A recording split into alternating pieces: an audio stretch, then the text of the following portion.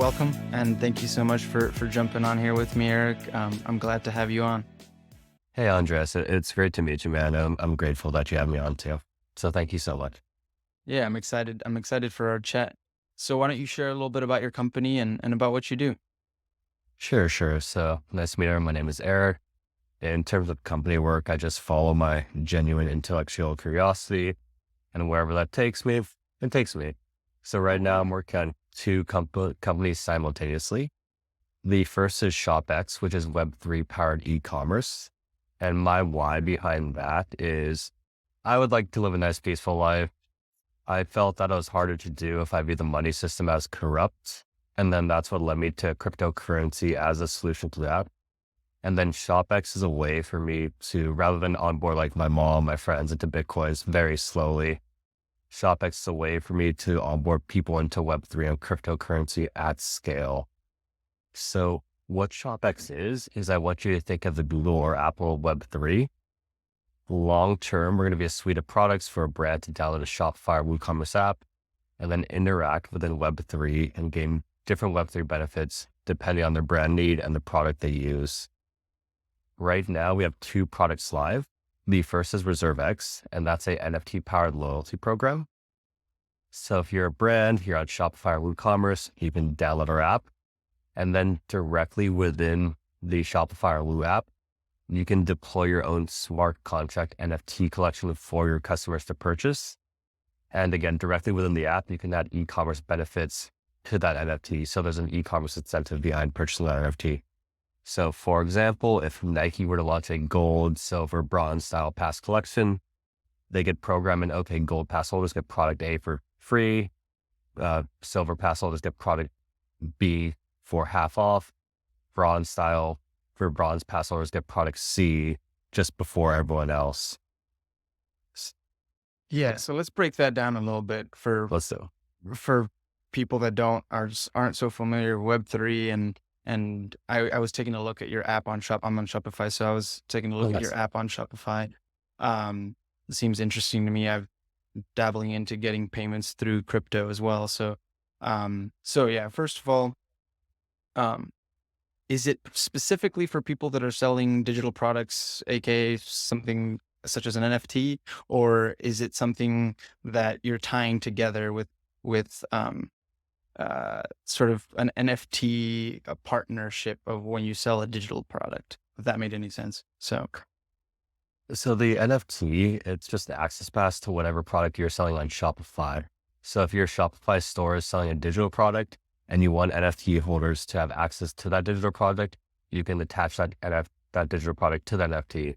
And the same works for a physical product. So if you're selling on Shopify, that's what we integrate with. So from your Shopify backend, once you launch the pass, since we're already connected to Shopify, you'll just see your list of products and then you can pick and choose which ones to add to the NFT reserve pass. So what's the benefit of having an NFT tied to your, let's say, physical products? Because that's what I'm interested in. So in terms of physical products, there are two ways to talk about it. The first, and that's what we have live, is ReserveX. So it's an NFT powered loyalty program. So think of that as an access pass for your physical products. So if you have a bonding issue, so for example, one of our first customers is an ag park, their issue was they would release a limited collection, like 500 hats or something. Within less than a second, the bots would come in, purchase that inventory, flip it on the secondary market for 10 times the profit. And honestly, what I view as a bigger problem in that case is the Mag Park is a cool store. It's like a hometown shop. The customers, the kids, like the young adults who support the local business, they don't get the limited products that some scalper does. So the NFT 100% protects from the botting aspect. And on top of that, in Web3, a core tenant is ownership. So once the customer owns an NFT, it's their NFT. So they own the NFT, meaning they could sell it if they want. If they sell it, you can program royalties. But because they have ownership of the NFT, it keeps them coming back to the store. So your customer to lifetime value greatly increases. And on top of that, we've seen really high conversions. So the average e-commerce conversion rate is around 1%, if that. Amongst pass holders, because they've already bought into the product, you can expect around 80% conversion rate. So for example, like you sell 500 passes, you release a 500 product count, you can roughly expect like 70 or 80, so 400 people buying that product because they bought the pass. They've already bought into your brand. They're already invested. And the cool thing on top of that is, and this is, sorry, I didn't mean to cut you off, but like the NFT it's a great way to share value with the customer. So for example, if you're a small store, your original customers buy the pass, you now have a connection with them, and 10, 20 years down the line, you become the next like Nike or something. Your store shoots up in value. Theoretically, the price of the pass could shoot up for your customers. So instead of sharing value with the shareholders, your pass holders get rewarded. And then it creates that whole word of mouth marketing effect. Because if you're in crypto, you see people change their PFPs to NFTs. They talk about it. They show the product for them. So we've seen that in the e-commerce side too. So it really turns your most loyal customers into super fans. And it's a new technology. So brands are using it in different ways that fit different business needs. So that's personally my favorite part. I see. So it could definitely benefit companies, say, that are doing pre-sales or in sort of in that phase, and they need to make sure that they have a loyal customer base before they want to do their initial order. Maybe Yeah. it can give them a little bit more of security before making the big investment of running that first order from their manufacturers. Yeah, no, that's exactly right. Because if you have the entity pass, you roughly know how much product you want to produce. And on top of that, ShopX is a technology for all sorts of brands. And we have a use case. He's a smaller store. So I personally like the long tail stores. So he was a smaller store. If you like dogs, he's a Husky Jackson. He was a Husky on Instagram. He didn't have a product yet, but he had an audience. So what he did was he launched his NFT collection prior to the release of his product. He sold out his collection. He didn't earn like godly amounts of money. He earned like 5,000 or something around there. But then he used that money to fund the creation of his product, which is important because he's a normal dude like me and you. He has a 9-to-5 job. He can't just be blowing random amounts of money on like an e-commerce store. So he used that as a way to fund his store, and it proved his concept. And he already had a customer base, like a core customer base for when his product launched. So it was an all around win for him. So yeah, to your point, it can help you judge how much product to commit. Great. And honestly, you're saying $5,000, but $5,000 to Yeah, no, it's $10,000 is a like, good amount for a first product launch. So yeah, yeah, prior to the product launch too. So they didn't even release the product. It was an additional stream of revenue before even releasing the product. great. And so earlier you were mentioning as well that in the long term, if this brand sort of goes crazy, like a brand that comes to mind often, especially when you were mentioning of bots purchasing, it's like a brand like Supreme or a lot of these streetwear type brands where people always are flipping, but flipping product, right? It's pretty well known, but can you explain a little bit more of the benefit of having are you saying or suggesting that you could potentially sell the NFT in the future and have that be some kind of gateway to the brand, or like the ability to purchase? If you're trying to create a limited sale, then you're selling the ability to purchase to somebody else, and there's a royalty there. So let's talk about that from two parts. From the NFT side, let's say a customer does purchase the NFT from you. It's their NFT. They're free to do whatever they want with it because they own the NFT. So if they want to sell it, they can. But you as a brand, you can program in royalties, meaning if my customer, they sell the NFT to a person, the person sells it to another person, you get to decide whatever royalties you want as a brand, whether it be 0, 5, 10. That's up to you, and the customer should know that. And you as a brand also get to decide what e-commerce benefits. Since the passes are programmable, you can update any time. You get to decide what program benefits you want. So we've had brands do like one-off products. We've had brands do like continuous benefits, meaning you get early access to all products going forward. Again, it's really up to you. What was the second part of your question about the products? Well, just in the future, if I guess you've pretty much answered it though, is that if in the future the customer were to sell it to somebody else, then they would have the benefits that come along with the NFT, be it discounts or whatever you may want to assign to it. So yeah. Correct. Yeah. So like if let's say, and so I like the fact you use Supreme or like Fear of God, because those are pretty easy use cases right now, just for the whole body aspect. So if I like Supreme, I outgrow Supreme, I pass it off to my kid, they get the benefits. If I want to sell it, they get the benefits as well. if And you said to your kids or what? uh, Sorry, what was that? sorry, I don't have kids, but let's say hypothetically I purchase the pass. Using Supreme, I get too old for Supreme or whatever brand I had, Um, and I want to just hand it off as a present to my kid or sell it to a third party. Whoever has the NFT, the benefits follow the NFT holder. And if I sell it for a price, the brand would get a royalty depending on if they set that up or not. I see. So you could sort of inherit these NFTs long term. Yeah, it could be seen as And is it? um, a, a loyalty program, a generational loyalty program. So for some of the larger brands, I could see that being pretty valuable. Like imagine like a supreme luxury brand, like a Gucci. I forget that one bag brand where you can't just Oh, purchase immediately, like Birkins or something. I shouldn't even Birkin. know I that. think it's. I'm pretty sure it's Yeah, Birkin. Yeah. I shouldn't even know that. But like imagine like a loyalty pass based on that. That would have some value. Or like But a company like Rolex, for example, which yeah, right yeah, now it's difficult to buy. Maybe if they employ that strategy, then they could still limit their market the way they're.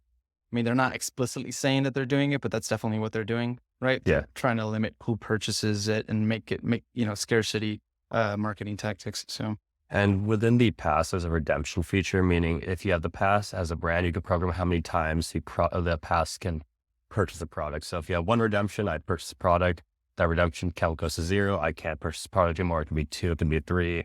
And the Rolex example does work, but since I like Pokemon cards and that's a much more non just like super fancy model. Like when you try to buy Pokemon cards, if you're a collector, you try to buy a box, they always sell out. They're hard to find. You can only buy one at a time.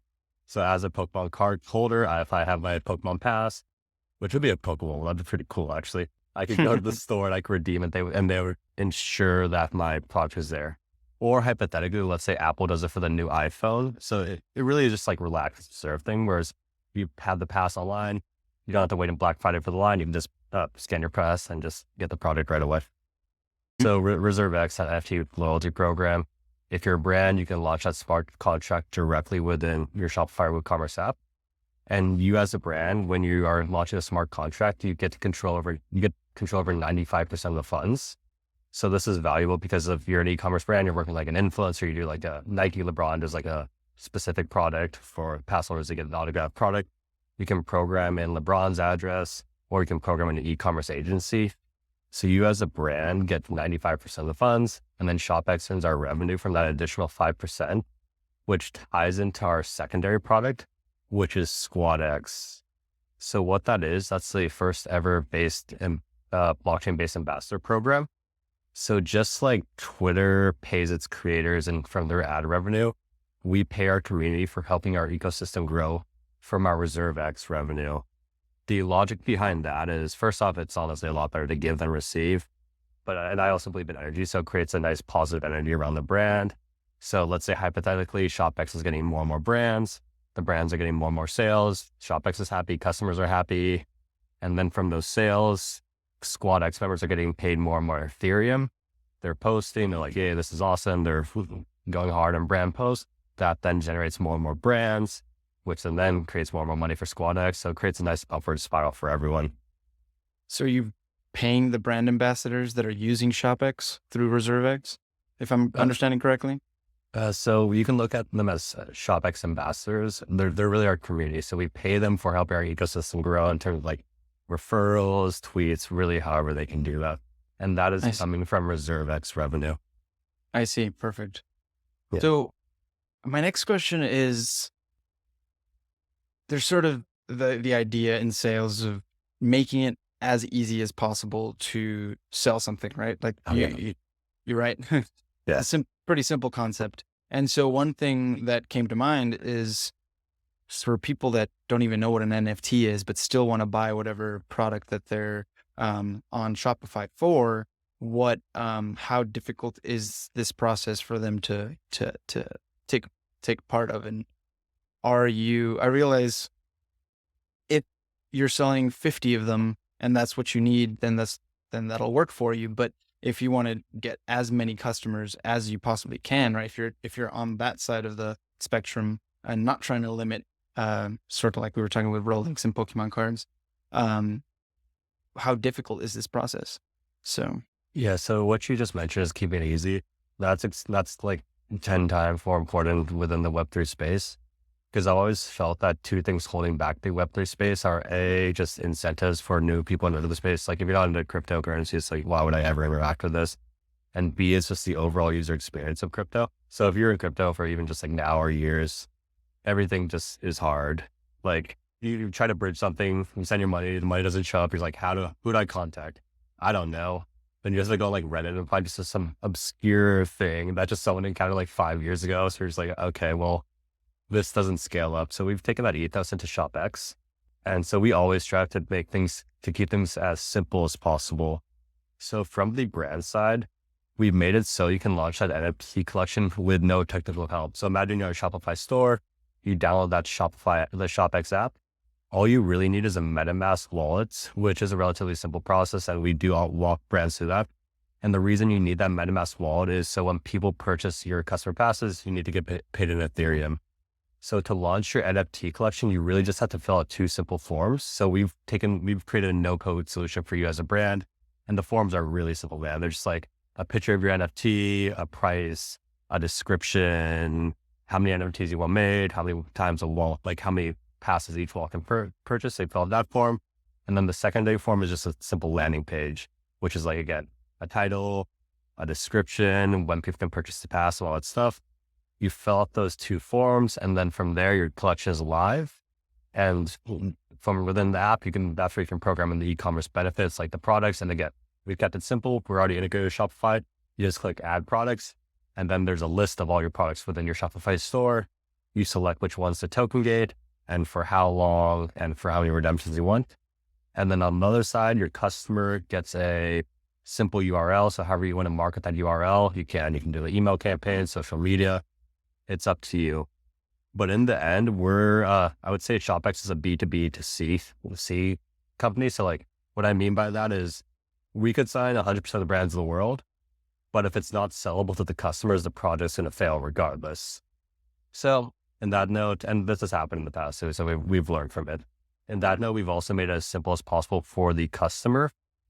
And it's important to note in our flagship launch, over 50% of the users were 100% brand new to crypto because they wanted the product. I think that's a cool stat.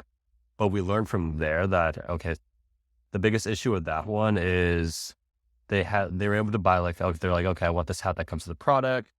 I got my ETH from Coinbase. How do I set it off? Okay, you're hit with a 3 to 5 day delay. Sorry, there's nothing we can do about that. So what we've done in the back end is we've integrated with Crossman. So now customers can pay with credit card. So if you're a customer, of course you can still pay with Ethereum. You can still pay with that because we do believe in Web3. But now you can pay with credit card. What's happening in the back end is you're technically buying Ethereum with your credit card. The brand's getting that Ethereum, but you don't need to know that. And the cool thing about ShopX is, again, keeping it simple is the motto. So we're always going to make our products, we're going to continue to make it more and more simple. And I think Web3 will only be successful when like my mom, your grandma, they're doing it in the background. So they take out their phone, like tap, tap, tap. Everything is done in the background for them. And that's when Web3, I think, can actually work. And the good thing is, I think Web3 does have a use case. We've seen major brands like Nike, I forget the luxury brands, like a ton of people are in the space. So they have the infrastructure. Now they have the incentive to create a pleasant user experience for their users. And since Web3 is composable, and what that means is just like the compound interest of software, meaning we all kind of build off each other. They'll lead the way and then everything will build off of them. And then eventually it'll just be like the internet where everything's baked in. But right now I would say there's a lot of work to be done in terms of user experience, because I think we both know how fickle customers are, especially in e-commerce. So it's like, I don't want to do it. It didn't work the first time. I'll pass. So that's something we're still working on and we're always striving to get better. I literally did that yesterday with a brand. Yeah. So I definitely understand that. And as far as, because you mentioned a wallet, and I'm curious where the NFT is stored for the customer. If you say you're keeping it simple, are you sort of holding it for them? Do they have to have their own wallet, or how would that function? So right now they have to have their own wallet. So we work with the main ones, so Trust Wallet, Coinbase Wallet, and MetaMask. Those are the big three. And for the Fox one, you can create a wallet based on your email. So that's relatively simple enough. But long term, we want to build our own solution where all the customer has to do is log with an email. Like they'll always be able to take custody of their NFT if they really want, and that's their desire.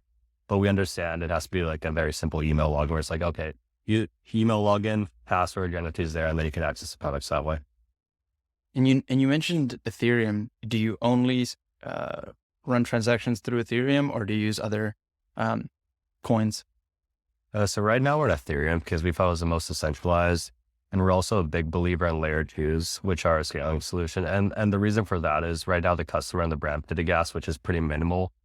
But one of our other solutions is going to be is attaching an ENFT to each individual product SKU. So like imagine Nike doing that with 1 million products, they're not going to pay gas on each one. So layer twos are a way around that. But right now we are building out interoperability with other chains at this very moment just to make things easier, reduce gas, a loss of liquidity. What are layer twos?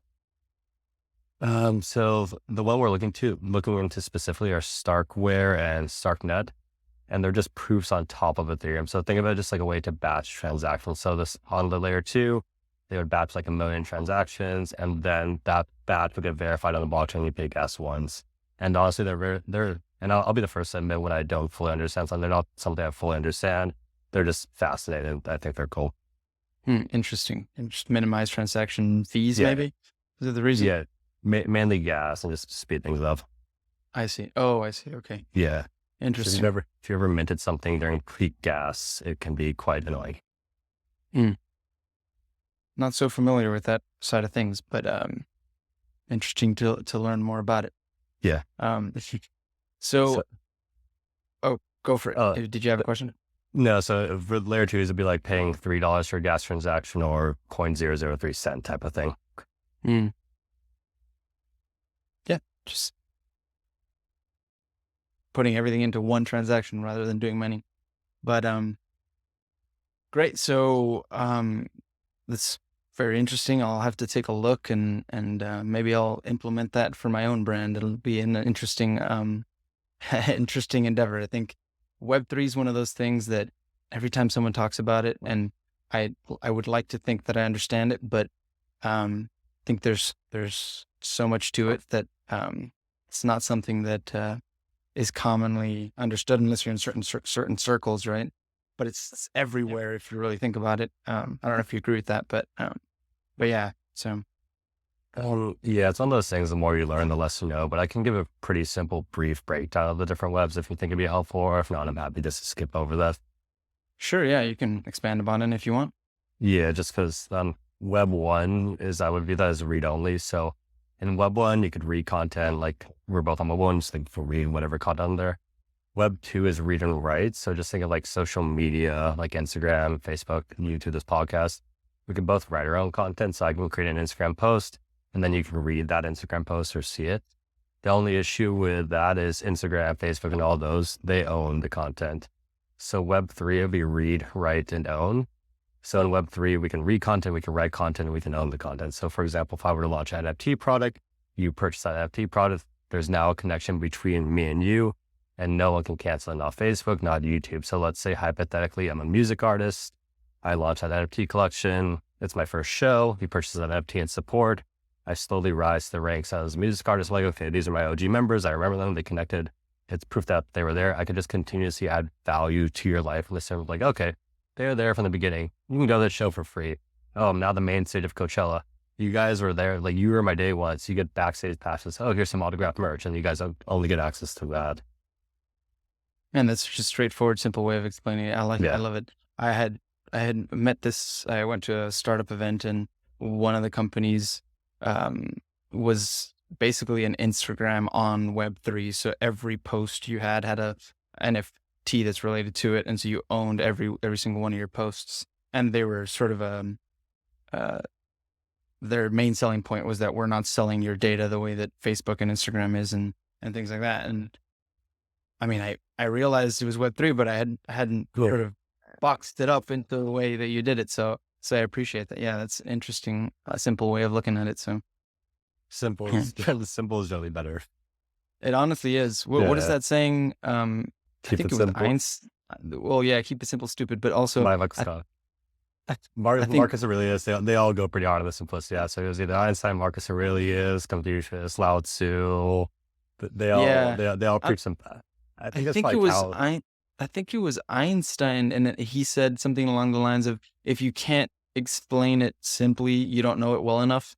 Um, I think it It's was that. accurate. Yeah. So I was, I mean, even when I was in school or university rather, um, I would always sort of explain things to people, and it sort of helped reinforce. So there's something to be said there.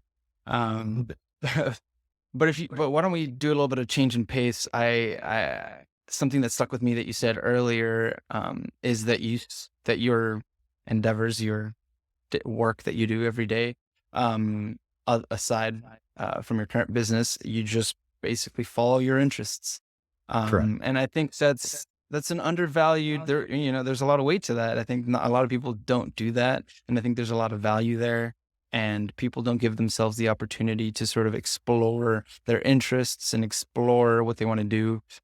A lot of times, people sort of get stuck in, you know, Well, the they think typical they path, think right? they think they get stuck. In reality, they can change it up forever they want. And I know it's harder for other people, but yeah. Yeah, it's funny. A mentor of mine, he told me all you really need to do to quit your job is walk into your boss's office and say, I quit. Like, yeah, of course okay, what am I going to live off of? There's a million eventualities of things that can go wrong, and other things like that. But at the end of the day, um, there's nothing that actually is stopping you from quitting.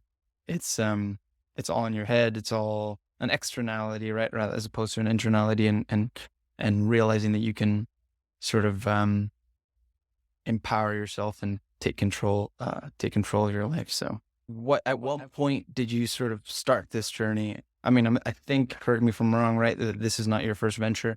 But you must have maybe been working for a software company or something like that, if I'm not mistaken, and then switched over to starting your own venture. And obviously, from what I've seen, you're into self-development and sort of mindset and all this type of thing. Then I'm curious what that mindset change was and what sort of instigated it. I mean, there's some people that I met that they just always knew. They were freshman year of college, and they're like, nope, this is like, I'm going to do this. Other people sort of wait until they're 45, and then they're like, oh, damn, like I need to make a change. So I'm curious, what your experience was. Yeah, I should. And that's a great question. It's been in a couple phases for me. And my first job out of college, so I wasn't like that, where it's like first out of college, like in freshman year, I go start my own thing. Now I was like, okay, I'll probably just get a good job and go down that path. So my first job was at Snapchat, helping craft their ad algorithm. And my second job was as a bankruptcy consultant. So if a Fortune 500 company goes bankrupt, there's a lot of debt has to be moved around. The consultants work with the courts and the lawyers to do that. And at that point, I would say cryptocurrency was I guess the red pill moment for me, where I would start going down that path. So once I started reading about currency, that's when I started picking up and reading every single book I possibly could.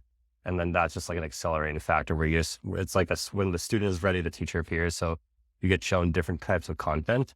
And with the Bitcoin and consulting dual tandem happening specifically, the ethos of cryptocurrency didn't align with the ethos of consulting. So for example, in the bankruptcy consulting world, there's 4 tiers: tier 1, tier 2, tier 3, tier 4. Tier 1 gets paid out first, and tier 2, then leftovers get paid to tier 4. And as you would imagine, me, you, and pretty much any normal person are usually in tier 4. So most people get paid on the dollar. And as a consultant, don't get me wrong, the firm was fantastic. Everyone's really smart, and I learned a lot. But as a consultant, you bill off the client pays you. So you do hourly work, you bill the client gives you a check. Give the firm the check, you get paid from that check. So the pool we were taking from was a pool from a bankrupt company. So in reality, we were just not like taking money because it was an essential service, but we're making the pool smaller for everyone else, which didn't align with the non-rent seeking behavior I found in cryptocurrency. And by that point in time, I call it the mind virus because it was taking up like all my mind space, like 24 hours a day. You think about it, like at my friend group, we'd send each other texts, we'd send each other articles, podcasts, and all that good stuff to listen to. So I decided to quit that without a plan or a loose plan. So I quit that. I'm like, okay, I'm going to work on Web3. I started going to local cryptocurrency meetups, and that's where I met the original ShopX team. And then we launched a spin-off SaaS platform called Paul Nerd Carver, whatever you want to call that. And that replaced affiliate codes for Shopify brands. So like, let's say, oh, nice. Like, it's good I tried Shopify. So like, let's say you're a Shopify brand, you upload your Shopify products to our database and you add a discounted commission. And then any user on the platform could add any product. So they could add product from brand 1, brand 2, brand 3, all to one uniform link. And then any of their followers or friends could make a purchase from that link. So it's a way to share customers, and customers can work with their favorite products. And in terms of a learning experience, this was a very great experience for me because that was at a VC incubator. So I was around like founders for like 10 different companies. So I'm pretty much a knowledge. I like to be a knowledge sponge. I feel like honestly, I can learn a ton of different people. So like there are 10 different companies. Some are highly successful, like Liquid Death. You heard about them? Of course. Yeah. Yeah. They were our neighbors. So we would we had like, at that point in time, there's 2 guys. We had 2 desks, like school desk. And then we had our team with like 3 school desks, and there'd be another startup with in the corner near a closet with another 4 desks. And like, it was that type of vibe. So I realized quickly that there was a bunch of people I could learn from. So I was asking questions to pretty much everyone, depending on their area of expertise. I picked up a bunch of marketing stuff from Liquid Death, some coding stuff from the more software side, some user acquisition and like affiliate stuff from the companies that did that. So since they all did so well, it's a sharing environment. So I just soaked up tons of knowledge of that, which was fantastic. And all the knowledge has been dumped back into ShopX. And at that point in time, I was really just learning everything I can. Now I'd say my second, I guess, bump in mindset was when I started going down the spirituality route, which was, again, a key book. So the key book for the entrepreneur route was probably Anti-Fragile by Taleb. And then that kind of shaped things from there. So the whole Incerto series, like I've read tons, but like I would say pick one. That's where I'm just like, okay, this one. In terms of spirituality, I would say A New Earth by Eckhart Tolle was the one that kind of unlocked my mind that way. And then once you start looking for different content, like once I read Taleb, and I was starting to just get like exposed to tons of entrepreneurial content. I'm like, okay, this is a good way to program my mind. Toll was the one that did the spirituality one, and it really went into overdrive when I went to that 10-day meditation retreat. And now, I mean, I'm a pragmatic guy. The spirituality aspect has so much benefits. Like I believe the inner world is the outer world is a reflection of your inner world. I think I view emotions and everything else. I view things in terms of frequency and vibration. So I view like it's a like attract like. So if you're angry and miserable and sad and shame, you literally just attune to those type of people. Whereas if you're happy, you attune to those type of people. So like I generally wish everyone the best. I'm walking around, it's like, good for you. Go get him the tiger. And then that's resulted very well for me because now everyone's like, yeah, you go too, man. And it's been fun because I can tell you're a cool guy. Like I get to meet people like you, which is have fun conversations. Yeah. I think people often ask me like, where do you start? Where do you go? And just the easiest thing that you can do is just get around like-minded individuals, because you can, like you're saying, like, it's like, it's just like a resonant frequency where you just amplify what you have. And so like everything good that you have inside, and you're around all these amazing people that are on the same path as you. And the benefit is you don't feel like a lunatic, right? Of like, okay, am I the crazy one that wants to do this? Okay, there's other people that are like-minded, right? So, such as, there you go. And like, I just met one today. So, like yourself, right? But yeah, so, your 2 points sort of came together because what was it that you said that you started going to Bitcoin conferences and all this stuff, and the fact that you just had a little bit of faith in yourself is, I feel like, very important, right? Because you said you had not a super defined plan, because I've been thinking about that. I had another guest a couple weeks ago, or last week rather, and he was saying, don't build the parachute on the way down, build it before you jump. And that is sound advice depending on who you are, right? Yeah.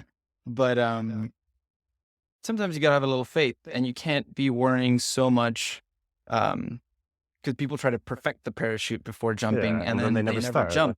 Yeah, and then they never start, right? Yeah. And a big thing I feel is just comparing yourself. It's like, oh, like if I quit, my colleagues are going to have higher salaries than me next year, and all these other things. That's maybe a separate aspect, but one that I find I hear often. So, and you just got to do yourself, right?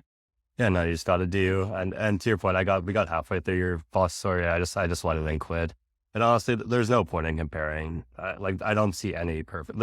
Again, I'm the type of person that I think less is more in the sense like, going to live a happy life, the best thing you can do is probably subtract stuff. And comparing myself to other people, I realized quickly just something like, this does not serve me at all. Like, when was the last time you compared yourself to someone and just helped you or them in any way? I can't think of any. Because And either you feel worse or you feel superior, and either way, it's not good. Because in the end, I think everyone is different, and I view everyone as equal, which is it is what it is. I read a book recently, and it said that when you compare yourself, you're giving the other person your initiative in life. And it sounds a bit weird, but you're basically letting them lead your life instead of you leading your life. And at the end of the day, maybe that other person in this moment is making millions of dollars, but maybe they hate what they do, you know? So you, Well, it's always perspective, and you can't be comparing yourself. So dude, and you're right. And I'm also a believer in entity. So when you're comparing yourself to someone, you're giving them entity. But to your point, like, let's say you compare, like, let's say hypothetically you're comparing, like, I'm comparing myself to this whatever billionaire. It's like, oh, why can't I be him? It's not helping me. It's putting me in a negative mindset. But on top of that, it's likely shaping my habits subconsciously too, which in a way is literally them leading your life. didn't think of it that way, but so yeah. Yeah. So I'm curious what other than reading Eckhart Tolle, which I love, his book The Power of Now, ironically, has been Like, yeah, the present moments. Like, that's the key. yeah. Um, that book recently, I've been hearing several people just mention on the street, just like I was having dinner yesterday, and I overheard some people talking about The Power of Now, and that was sort of a more obscure book a few years ago. So I'm glad to see that it's becoming more common knowledge. And I think in the New Earth, if I'm not mistaken, he mentioned how he's seeing an upward trajectory in people. Yeah. So I'm like, I was like, he was right. You know, I'm looking around, people reading The Power of Now, all this type of stuff. So it's exciting. Dude, it's funny. So I don't want to like talk bad about the city, but my favorite sandwich shop is in the town. It's like in the ghetto type of thing where it's like, yeah, it's in the ghetto, but the sandwiches are delicious. So I get my sandwich, and the guy was talking about Power of Now, and it's like some guy with like baggy shorts who just wouldn't expect it, but he was like quoting it. It's like, yeah, you get him. It's like, it was Great though. yeah, it's like, Yeah. I mean, if I overhear, and yesterday I wasn't able to, but next time I overhear somebody say, read The Power of Now, I'm going to go talk to them, and, maybe, like-minded individuals. So. and again, it's like tuning into that frequency, because now we're both operating that frequency. Like, even before, like, let's say hypothetically before like 5-10 years ago, they were still talking about The Power of Now. I don't even think I would notice. I just skip right over it. That's true. I mean, you are what you attract, or you attract what you are, I guess. Yeah, So yeah, you are. something along those lines, But I mean, as I've started this podcast and a few other things, like, I've found more and more like-minded people. I've been going to different conferences and things like that. So part of it is me taking the initiative and going and finding these people, but I can't deny that people just have been coming towards me, and I've been attracting like-minded individuals. So it's definitely real. It's just you have to have the faith before it actually happens. And it's not always easy to put yourself, to do that. It's more so about intention, I would say. So like you're trying, like, I believe in like the quantum theory, where it's like in the present moment, every single possibility is happening right now, and the moment that's happening right now is what we're putting our attention on, and that's what's happening. So like Schrodinger's box, like Schrodinger's life. So because it's what we're into, that we're tracking that specific scenario. And again, if we move it back to business, I view it as super powerful. Like, ShopX is going to be ShopX is super successful because the intention is set. We know the end goal, and we'll figure out how to get there too. And the same with dating as well. So yeah, Sure. I think you can actually craft your own reality, which is a useful skill. So if you're into this stuff, I would recommend you check out Reality Transurfing by some Russian dude named Vlad. It's a book with a rainbow on it.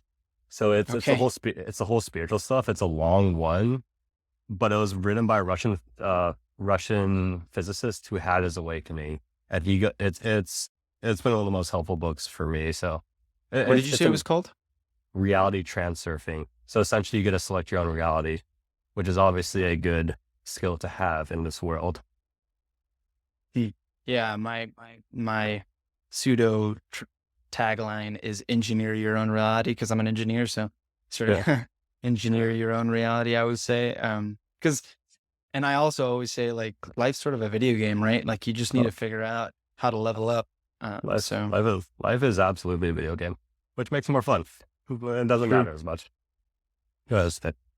Speaking of things that you're into, what is your sort of off time look like? What do you, other than reading Eckhart Tolle? So honestly, my off time and work time, they're all just kind of one at this point. Like, for example, if I have to take a walk in the middle of the day, or it's like book an hour on my calendar just midday, I will do that because I can.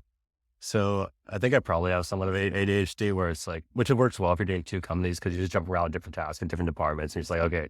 And that's my reading style too. It's like I'll have like 5 to 10 books open on the Kindle. I'll be reading one. I'll get bored like mid paragraph. I'm like, all right, over it, jump to the next one. So that's kind of my thing.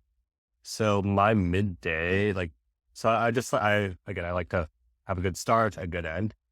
So the start of my day is I wake up at 4:20 because I find that funny. And then the first thing I would do is I would do 20 to 30 minutes of meditation. And that's where I set my attention to the day. I become unlimited, because once you, like, if you meditate in the morning, it's the best, because that's when your brain is filled with more melatonin. So you can actually go more inward. So there's a scientific reason for that. Right after that, I just do some community management emails, or just generic stuff. Then I hit the gym, have a workout, do a sauna, and then my full workday starts. And then I like to my closer for the day is Muay Thai, because that keeps me online. Like, I don't like to get it. I think Muay Thai is one of the best activities I do. But like, if I let's say eat a poor lunch, like after this podcast, the odds are I will probably get hit more. If I'm not focused, I'll get hit more. So it just keeps me on track during the week. And during the day, it's obviously a bunch of reading. I've replaced whenever I had the urge to micro scroll, like whenever, like if you're on Reels, you're just like, you're micro scrolling. I just replaced that. Or so if I ever have the urge to go on social media, other than for work, because I do manage the ShopX Twitter. But if I have the urge to just go on social media, I just replace that with chess.com. So I'll just whip out a couple games of chess, which I think is much more beneficial. Wow, I may implement that myself. I'm trying to stop the death scrolling, as I call it.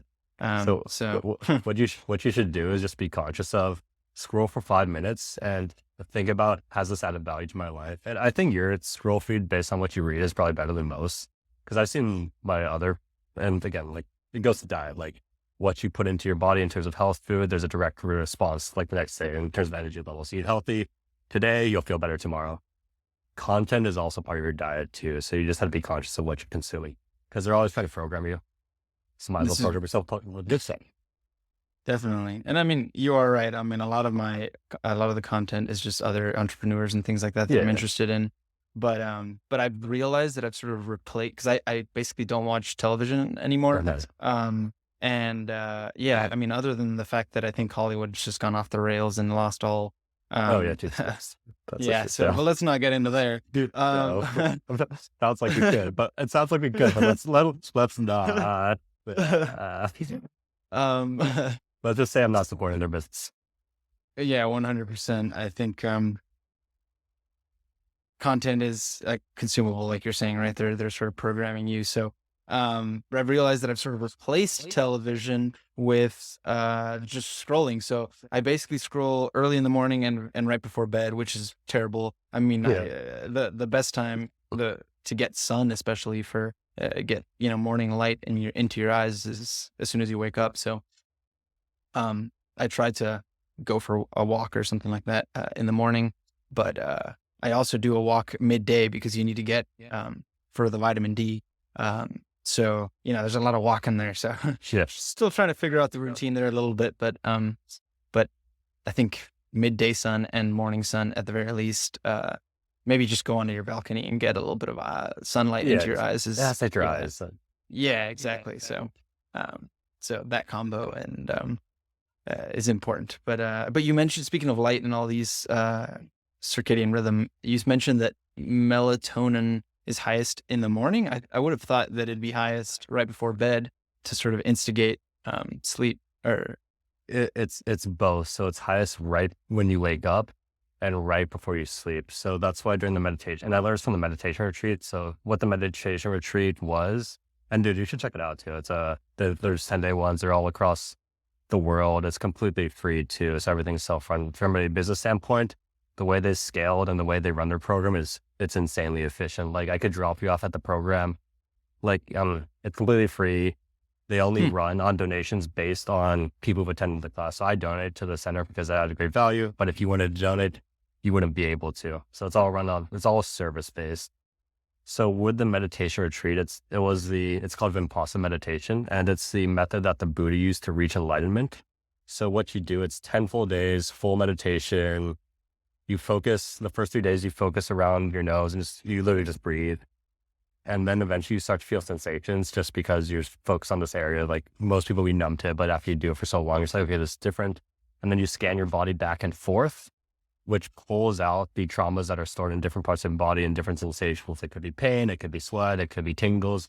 It really just pulling out those traumas. So just think of it like if you're a scientist, you're sending a rock into space and you need a really pure metal, like 100% pure, you would run that metal through magnets and the magnets would extract impurities. So that's what you're doing for 10 days straight. And during that time, you're not talking to anyone. You have obviously no phone, no reading, no writing. You just meditate, eat, and sleep. That's all you do. And I'm just like, why are we getting up at 4 a.m.? I don't want, we're just meditating on it. Let's get up at like 7 or something. But they're like, no, 4 a.m. is the reason. That's the best time to do it for this. It's just the best time to do it. And that's why I'm like, why am I researching this?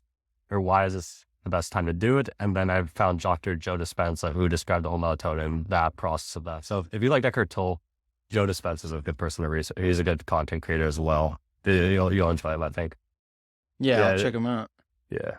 Is he the one that runs the retreats or? No, so the guy who runs the retreats he's actually dead, which is trippy. But it's not by his name is Goenka. He's so the whole retreat you're running so there's a main center in India and there's a bunch of satellites around the world. Each satellite, so I went to one in California and they're really all around the world. But the course itself, it's a video course. So you have full day meditation, hour-long re-course at the end of the day and night. That's taught through video by the guy, his name is Goenka, and he's passed away, but he still teaches the course. And it's uncanny how accurate he is with the hour-long videos. Like, this is what you probably went through. This is probably what's happening. He adds humor. He incorporates stories from the Buddha. It was just fun because that guy is teaching you some stuff. It's like, oh, geez. So is it just a bunch of people in a room seeing a dead guy on a television? Like a video? Yeah, so you have your meditation on, you finish your meditation, and then they play the course, and then they got talking about it. Just like, yeah, it's that. And that's where you picked up waking up at 4:20? Or I guess they did 4 and you did 4:20 for fun? No, I've always woke up early just because in the startup world, I would always gym really early. So this is where I picked up adding meditation prior to the gym. Because I've always, it's always been useful to wake up early for me. It's like, I'll get up, I'll complete a workout before anyone else is up. That's a good way to set the tone for the day. Plus, and when I was driving to work, it helped me beat traffic, which is obviously annoying. Right. Yeah. And you said so you're obviously a morning person. You work out in the mornings. Is that every day? Is that every other day? Or how does that look? Every day, every weekday. Weekends are a little more relaxed. I see.